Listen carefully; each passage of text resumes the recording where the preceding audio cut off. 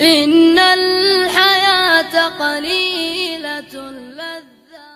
دا یو نظم دی سرلیک دی عبرت د موسی کلیم الله په زمانه کې و یو شیخ همیش د خدای په رابطه کې او غریب خو ډېر قریب و رحمان ته همیشه یې عاجزي کول سبحان ته خپل تر وسه یې کول عبادتونه ډېر یې وړل د خدای په لار کې زحمتونه دواړې سترګې یې له اوښکو شورېدلي همیشه به یې خالق ته لاس نیولي الله وغوښتي موسی و خپل حضور ته هغه ځای د ملاقات ته کوی تور ته چې هر څه بادار کلیم ته وویلي و هغه ته و پر سر سترګو منلي خو یو دا امر یې هم وباندې کړي چې خبر کړه هغه څوک هغه وګړي ستا کاله کې ستا یو کس چې دوست زما دی چې همیش زما په ذکر مبتلا دی ورته وایه سلام زما له لوري چې انوار مې د رحمت تر باندې اوري چې ستا خدای وایي درې خواسته چې منمه خواست د خیر کوه او زه یې قبلومه موسی هم د خپل څښتن امر پر ځای کوي راغلی کلي د پیدا یې دوست د خدای کوي ویل رب پر تا سلام وایي خوشحال څه عبادت کوه همیش پر دغه حال څه درې حلال خواست د خالق درکړه اختیار کي سوال پر وکړه قبلوي یې په دربار کې زاهد شکر کړي ادا کور ته روان سو په سوالونو کې سورک حق کې حیران سو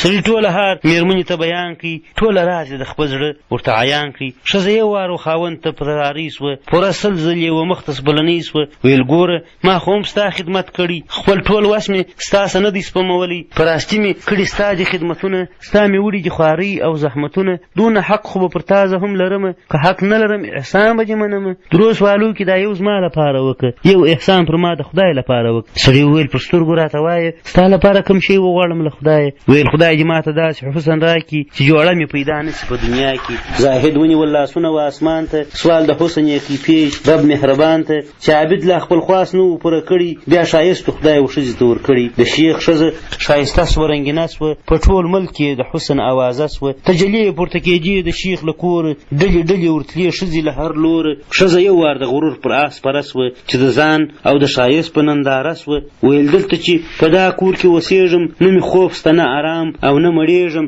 زه خو ښه ایسم په کور کې د شاهانو نه د داسې مسکینانو غریبانو زما ښایست او د درنګ نه سره ښایي باید نور مې ژوند پر مینه د باچایي د ښایست اواز یې ولاړی تر ملکونو د مغرورو باچهانو تر غوږونو یو باچا یې د لیدلو په ارمان سو هم یې زړه سو و نکاح ته را روان سو خپلې دوې ښځې یې هم پر آس پرې کړې ده په خپله هم په تن ښایستې جامې کړې چې راورسېدل هغه کلي کور ته ته جلا یې سترګې کش کړې هغه لور ته ټول لښکر یې تر باچا پورې حیران دی وایي بېشکه چې قادر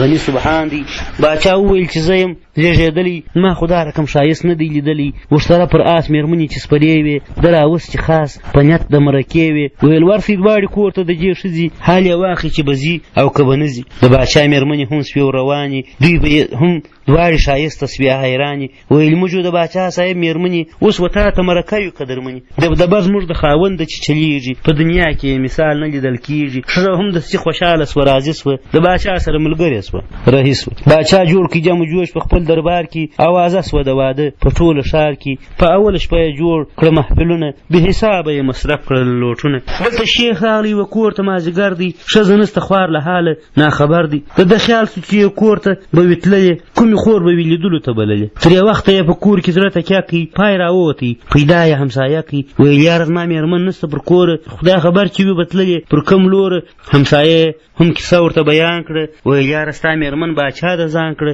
ستا د ښځې چې و نوم د ښایست تللي و لیدو ته یې و شاده وخت راغلی هغه وغوښته و ځان ته دا راضي سوه د باچا سره هغه ګډی رئیس د زاهد پر بدن بل سوله ورونه په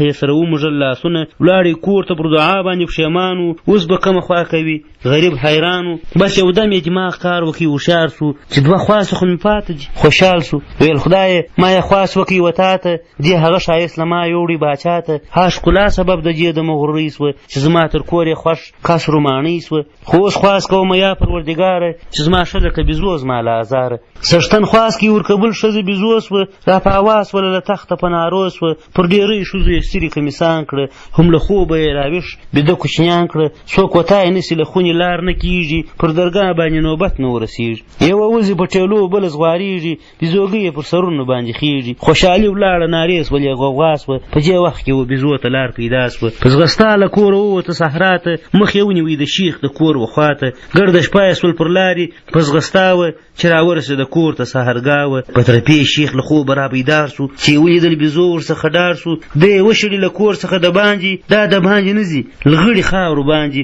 زاهد پوه سو چې مسوال یې قبول سوی، بیزو سوې ده ښایست پر نستي سوی. ویل اوس چې سوې بیزو ما ته رازغلې، مګر خدای چې کړې ښایسته له ما نه تللې. بیزوګۍ په کار مې نه یې، زه ورځه د حیوانانو له کاله یې. بیزو نه وځي له کوره ده یې باسي، د خاوند په پښو کې لغړي په ژړا سي. مسلمانو زړه یې وسوځي پر ښځي، زه یې وباسم له کوره او دا نه ځي. بیا که چیرې دا رهي د غره پر لور سي، دا به څنګه سي او زما به څنګه کور سي. هغه یو سوال چې مې پاته بربادار دی، ورته وبه غواړم بخښه دا مې وار دی. لاس یې پورته کړي چې یا غني سبحانه، زما درېیم خواست له تا دا دی مهربانه. زما مېرمنه چې تا زما په خواست ښایسته کړه، هم د هغسې زما په خواست چې درنده کړه. اوس بیا خواست کوم په رنګ یې د پخوا که، خدایه زما مېرمنه بېرته ماته راکړه. بېرته زما کورګۍ په دې سره ښایسته کړه، ما بښلې ده ته بخښه ورته وکړه. دا غوښتنه یې قبوله پاک الله کړه، د ده ښځه یې په شان یې د پخوا کړه. بیزوګۍ بېرته انسانه سوه پښېمانه، بخښه غواړي له خاونده له رحمانه. د عابد چې درې خواستونه قبلېدله، په اختیار کې چې خالق ورکړه په خپله. درو خواستو کې خورانغښتی خوب و خیال و، حیوانتوب و، مغروري وه،